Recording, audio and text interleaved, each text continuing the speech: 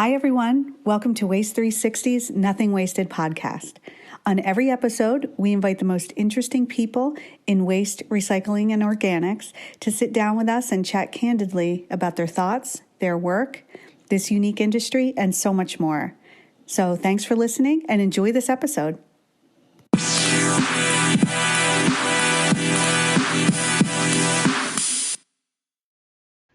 Hi, everyone. This is Liz Bothwell from Waste 360, and I'm with Tara Hemmer, Senior Vice President and Chief Sustainability Officer at Waste Management. Welcome, Tara, and thanks for being on the show again. So nice to be here, Liz, and nice to be back, and thank you so much for having me. Excited about the conversation that we're going to have today. There's so much to discuss and so much excitement at our company, and so there's a lot to unpack for sure. Well, I'm excited to dive into that. And then just for context, could you please just give an overview of your impressive journey within the industry? Sure. So, as you mentioned, I just took a new role effective July 1st. I am WM's first Chief Sustainability Officer, but I've been with WM for over 22 years and started my journey in a technical role in New York City, building pretty large infrastructure projects on behalf of the company, and then moved over time into operations roles and led in the greater mid-Atlantic area. So New York, New Jersey, Pennsylvania, led our recycling operations there and built a couple of facilities, and then ultimately had the opportunity to lead the business in that particular market, and then ultimately took on a role leading the entire southern part of our operations. And a big piece of that was really trying to leverage and grow our company and our platforms, not just in the traditional collection and landfill space, but also a lot of our sustainable service offerings. And in the role that I'm in today, I have all of the traditional aspects of a chief sustainability officer. Think about reporting and a lot of the things that we have to report to broader stakeholders. But the other key piece of my role is I have growth elements, and I lead our recycling organization, organics, renewable energy, and partnering with the rest of our senior leadership team to really look for other opportunities to use our platform to grow the company in the sustainability space. And a couple of other things I'll just mention.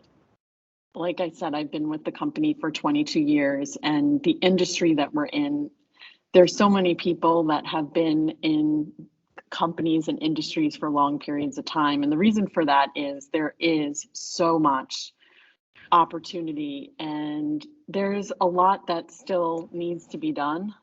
Our issues are complex, and we are at the intersection of so many different aspects of challenges for our customers. And we're really excited to tackle that with them in a collaborative way. Oh, I bet. So exciting. And I know you want to get your hands into everything, and just congrats on your new role. When I saw that, I couldn't think of a better person to really lead all of these important sustainability efforts there. And what's interesting is this role really is the first of its kind among, the larger public companies. So what made you and Jim realize that now was the time to really create this role? Yeah, it's interesting for us because if you look at our journey, we've been producing an environmental report before they were even called sustainability reports since 1993. So we've been on this journey for a while related to transparency and measuring key metrics. But when Jim and I talked about it, we are at this crossroads when we think about broader trends that are happening in the world. And, you look at decarbonization and circularity and supply chain shocks and customer preferences around sustainable goods and services. And you look at the diversity of our customer base, all of our customers are asking for sustainable solutions, not just today, but they're really thinking through what are some of the things they're going to need 10, 20 years from now. And we really took a step back and said, we're in a great position to offer these types of services in a consultative and collaborative way with that customer base. And so what better time to have a senior leader focus their efforts on it and really work very closely with the entire senior leadership team. I like to say this is absolutely a team sport. And while I own big pieces of this, the only way that we're going to accomplish our goals around growth and also mitigating some of our own impacts is through the collective efforts of our senior leadership team and, most important, all of our people. And if we can galvanize all of our people around on the journey, we're going to have phenomenal impact for our stakeholders for sure. Oh, for sure. And I know that Waste Management just released its sustainability report, so our timing is impeccable. Can you dig into that a little bit? I know you mentioned recycling and people, and I know that's really what's leading the way in the report. I'd love to hear more about that. Sure. I think it's so fitting, and I mentioned people before, but when we took a step back and we were thinking about how to frame our 2021 sustainability report, which reports on the year 2020, we really said, the year of 2020 was about our people. And so the title of the report is The People Behind Our Progress, because there are so many things that happen on a day-to-day, week-to-week, month-to-month basis. If you look at our almost 50,000 employees across North America and the work that they do each and every day, and some of the things that we've been able to accomplish in probably one of the most challenging years. It isn't one of the most challenging years, it was the most challenging year in our history. And the fact that we were able to drive significant change, both in our environmental framework and also with our customers, our communities, and of course from a social perspective with our people. And that happened because there was clarity of focus around what we wanted to accomplish. We set goals in 2018 that were 2038 goals, and 2 years ago we set interim goals to march toward 2025 in 6 key areas, and you're seeing us make progress there. I'll talk about those in a minute. But the other thing I'll say is when you think about our people and what our people have done, they tackled challenges in 2020 and had to adapt to things that we never really thought possible. So the fact that we made progress on inclusion, equity, and diversity and standing up programs like that. We reduced fleet emissions. We made progress on measuring landfill emissions. We increased the recycling of plastics quite significantly. With the backdrop of all the other challenges that we had, it just gives me such hope and optimism for the future. Oh, that's fantastic. I'd love to hear how optimistic you are, especially in the role that you're in right now. Sure. I can talk a little bit about recycling, perhaps. I think that would be a good one to discuss, because we've been on a journey related to recycling and really trying to drive increases in the entire recycling ecosystem. And one of the things that we did was to start with driving strong demand for products that come through our material recovery facilities. And we did that in a couple of different ways. 2 great examples is the partnership that we have with Cascade, where we now have the carts that are at residential locations that are made out of post-consumer content material. And then in 2020 and early 2021, we rolled out our employee uniforms. And what a fantastic story, where you have one of our drivers who collects your recyclables and collects that PET bottle, that water bottle that you might have thrown in there. And we're able to take that material to one of our partners, Unify, and they turn it right back into a uniform that employee is wearing. And so all of these demand signals are critically important. And what we started to see in late 2020 and early 2021 is, brands really wanted more recycled content material. Some of the investments that we made in our recycling facilities really were showing that we could look for those types of materials that the brands needed. Polypropylene is a great example where our polypropylene capture is up over 37% year over year, and we were able to sell that to markets.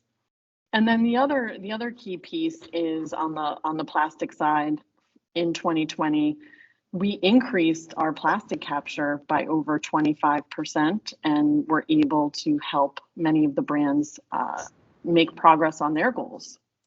So plastics has been a huge focus of ours. It's 5% of our stream, 30% of the revenue from our MRFs, and often 100% of the conversation.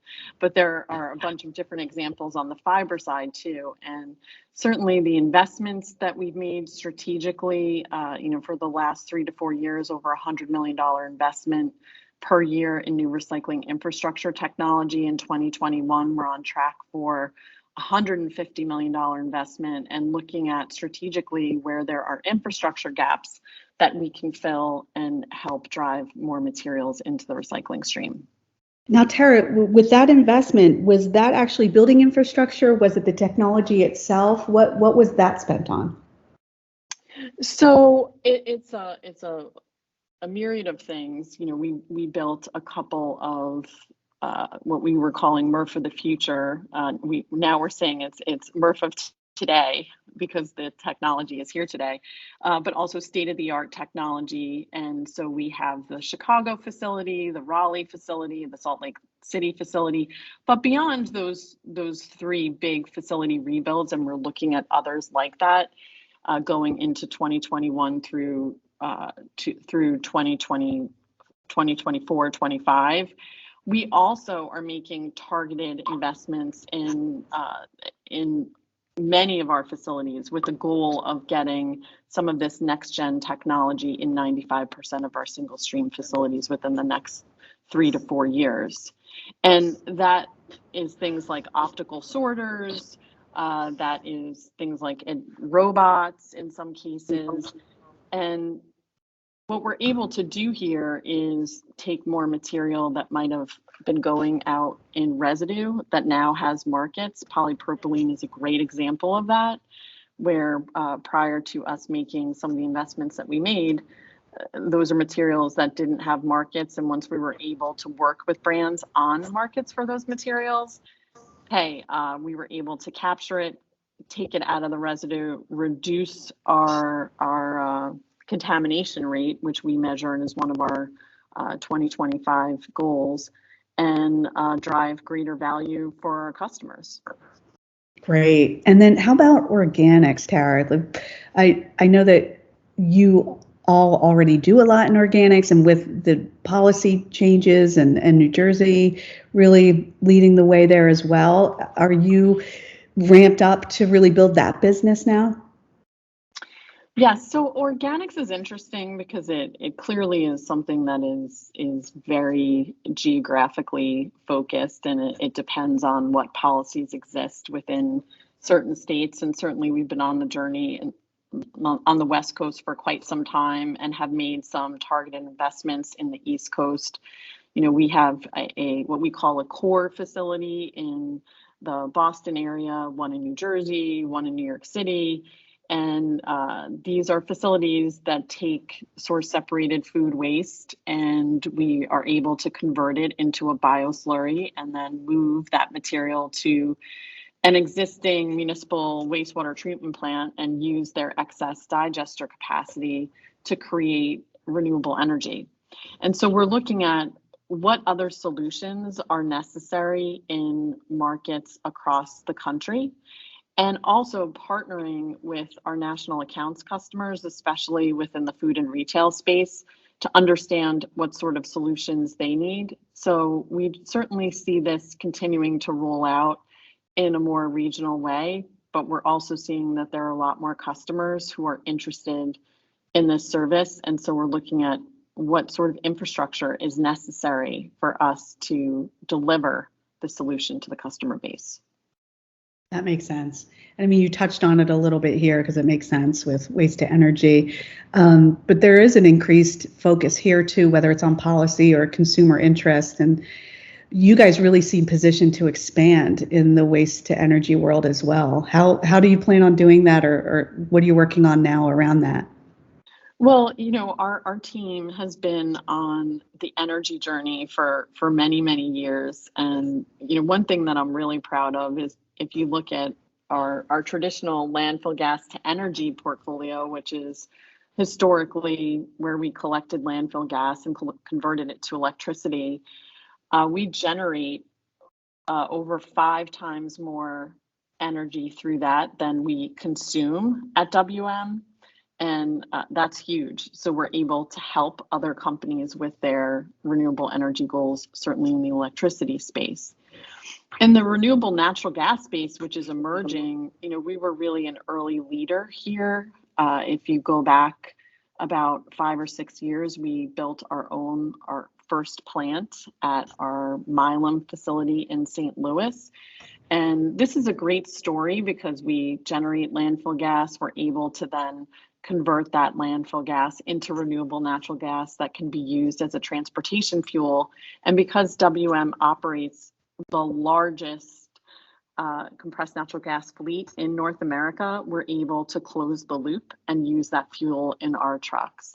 And so over the last several years, we've made pretty significant investments in renewable natural gas facilities, close to 100 million, and that number is continuing to grow as we look at evaluating an additional 20 plants within our portfolio. And then beyond that, we do have some existing partnerships where other entities have built facilities at our other landfills. So an example of that is in Houston, Texas, at Atascocita, where we have a third-party partner there that built a renewable natural gas facility. And so we have roughly another 14 of those that help drive that renewable energy circular economy. And one thing that I'm really proud of, if you look at our 2025 goals and the report that we just issued, we had a 2025 goal to have basically 50% of our fleet, our compressed natural gas vehicle fleet, run on renewable natural gas.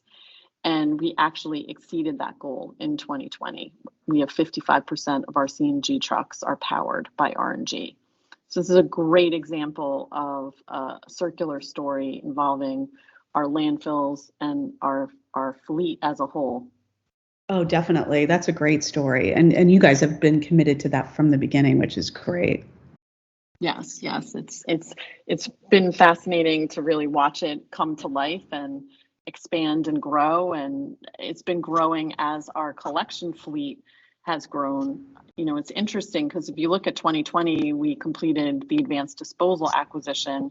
So we actually added more trucks to our fleet, and ADS ran much more of a diesel fleet. So even in spite of that, we were able to increase the percentage of our collection fleet that runs on compressed natural gas. We're at 53% based on 2020 numbers, and we have a strong platform to continue to grow that number as we execute on our fleet replacement strategy. Oh, that's great. And I know you've been doing this a long time, and WM has been doing this a long time. And I think when we talked before, you were talking about how this industry as a whole has been an environmental leader. And a lot of it is about communication and really showing what you're doing and communicating that. Is that part of your plan as Chief Sustainability Officer, leading the way there and maybe showing others how to do the same to really lift the industry? Absolutely.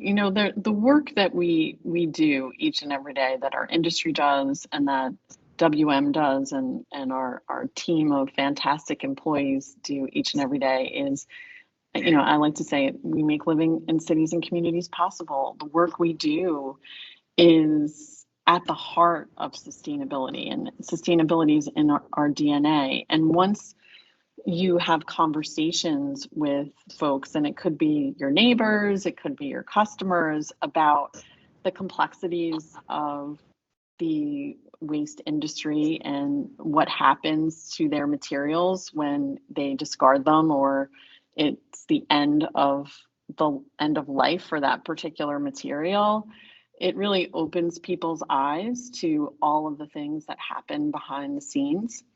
And I think, we have made concerted efforts to really think about, we have a network of landfills, and that is a significant portion of our business today.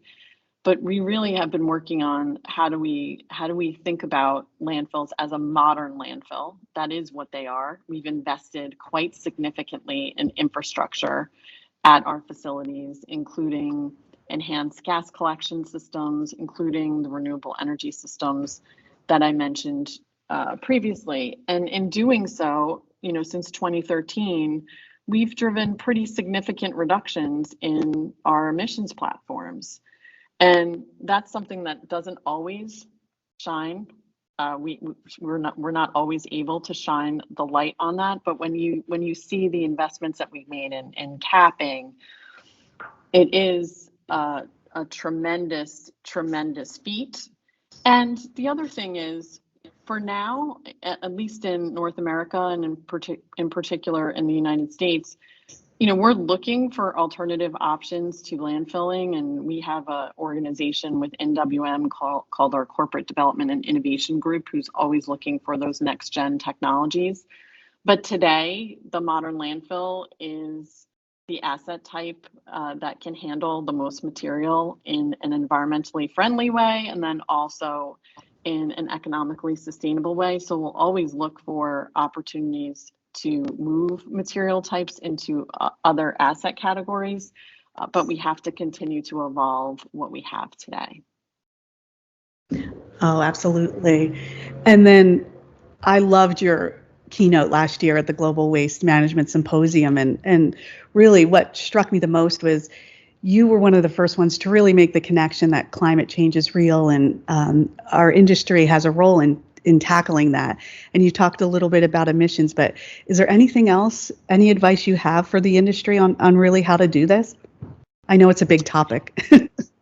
Here's what I would say, and I think the Global Waste Symposium meeting is interesting because at our heart, our industry, and certainly WM, we have a lot of very passionate people who understand the complexities of our industry. We have a lot of folks who have science and technology and engineering backgrounds, and they understand and appreciate the science behind some of the challenges that our world is facing and some of the challenges that our industry is facing. And I'm a firm believer that our people, they can solve almost any problem that you put at them. It might take a little bit longer than others, but if we pull together and galvanize the WM family and rally them around solving a problem, they will solve it. I mean, I think what happened with recycling and reframing our business model around recycling, we did that over a 2 to 3 year time period. That's a great example. The same is true related to climate change and climate impacts, and our industry, and it's not just WM, it's other companies. Roughly 90% of our Scope 1 and Scope 2 emissions are from our landfills, and we know there are some things that we can do, and we can partner with governments and NGOs to really work on those tough issues. And that's one of the reasons why we've really been trying to tackle how do we really measure our emissions, because today we model them. How can we leverage some of the rapidly emerging technologies to drive greater insights, and then put into action some things that will help reduce emissions, be better community partners, and extend the life of some of our assets long term. And I think the reality is we're going to need this infrastructure for a while. Landfills are not going away anytime soon in North America, and so we have to run them well. And our scientists and technology folks inside our companies, they can help us solve this problem, and they've built this industry. So who better to help us make some change? Exactly. And I love that you really put it out to that audience, because it made it concrete and made it real, especially the science behind it. So that they can relate to. Yes, exactly. Are you still involved in the Phoenix Open, Tara? Yes. So, as many folks know, for well over 10 years now, also at the Phoenix Open Golf Tournament, we've been hosting the WM Sustainability Forum, where we really try and convene thought leadership around bigger, bolder, broader sustainability topics.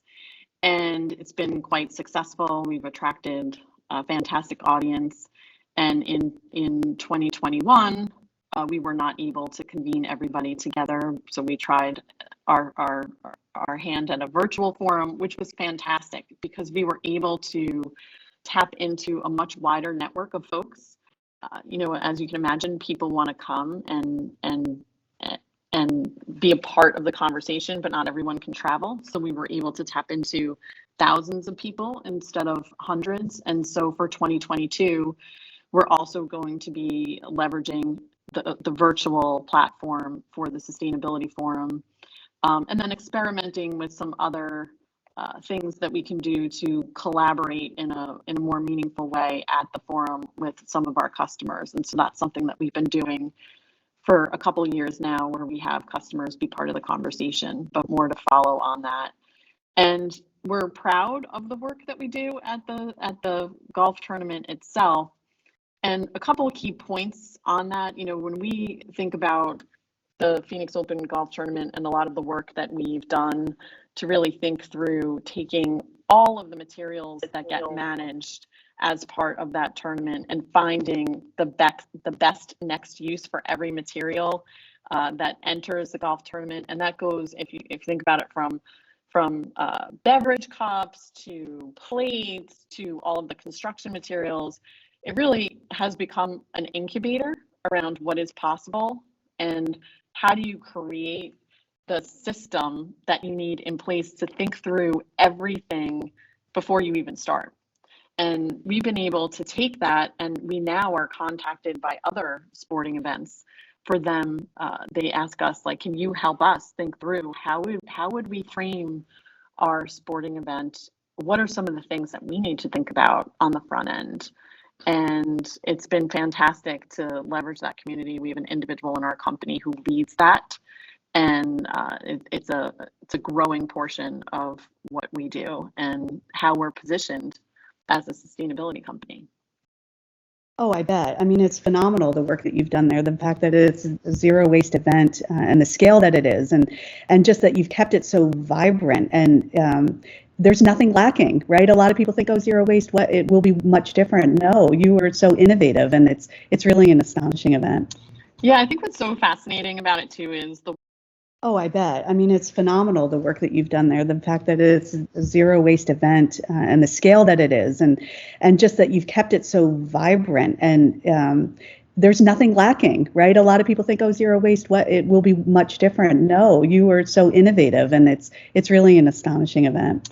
Yeah, I think what's so fascinating about it too is the work that we've done over the years to engage the fans.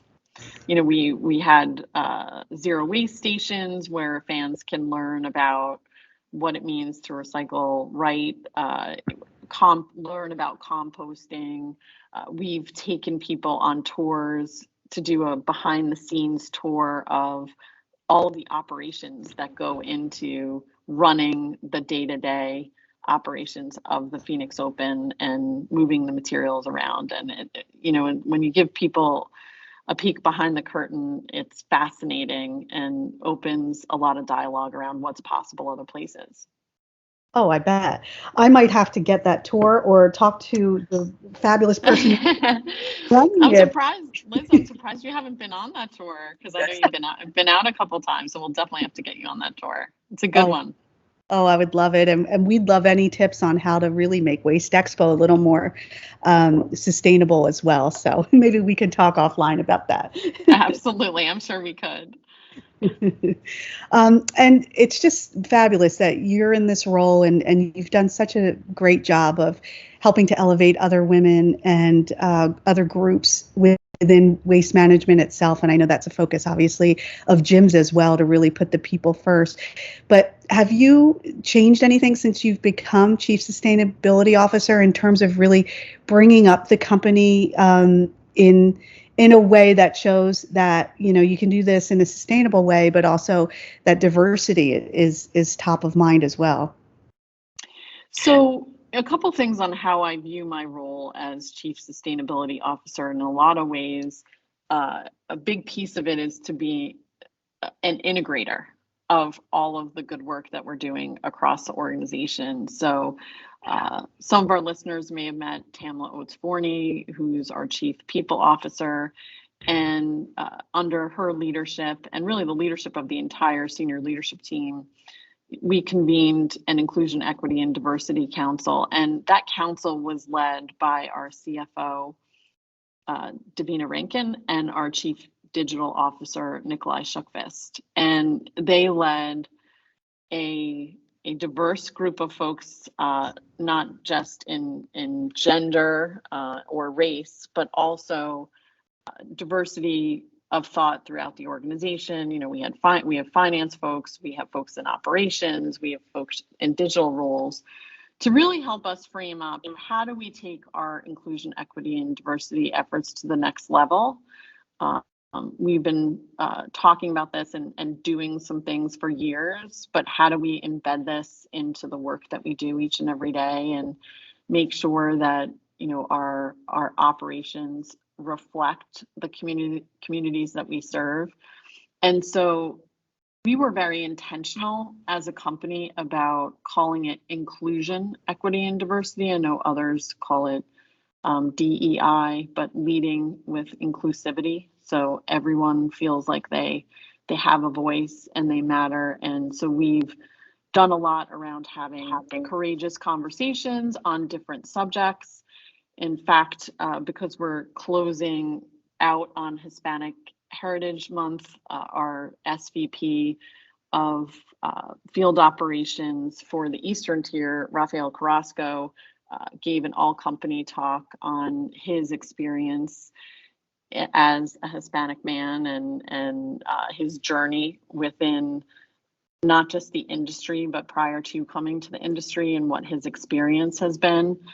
And these conversations have been fantastic. They've opened doors, and we now have really employee resource groups that are aligned around inclusion, equity, and diversity. And so we're looking at ways where we can tap in to potential employee populations and make sure that those we're thinking about different team member types. A great example is what we're doing with women in trucking. And typically the trucking industry has roughly 7% women on average, and WM and most of the waste industry runs below that average.